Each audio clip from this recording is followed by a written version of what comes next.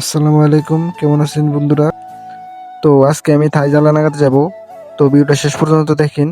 তো আমাদের দোকান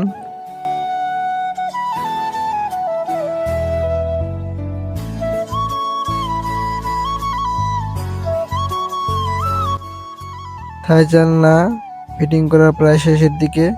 তো তো বাইরে একজন ওজন মাটার মিটার রেখে গেছে, তো যাই মাপলাম, তো দেখি মেশিন নষ্ট। কাকাই বলছে মেশিন নষ্ট, মাপার দরকার নাই।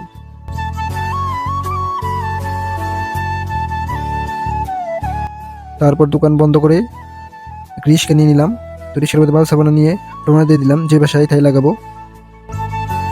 তো রিস্কা ভাড়া দিয়ে দিলাম।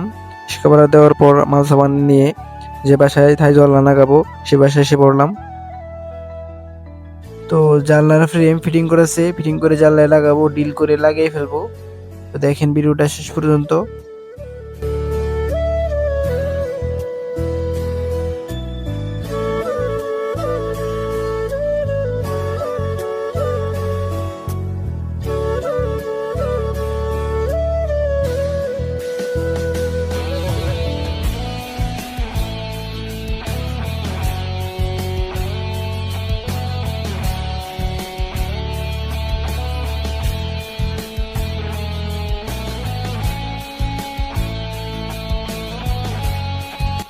তো থাই লাগানি শেষ, দেখতে পাচ্ছেন।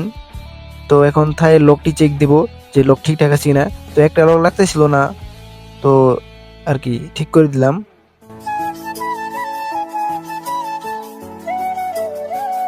তো বাইরে দেখালাম, তো বাইরে বলতেছে এখন ঠিক আছে।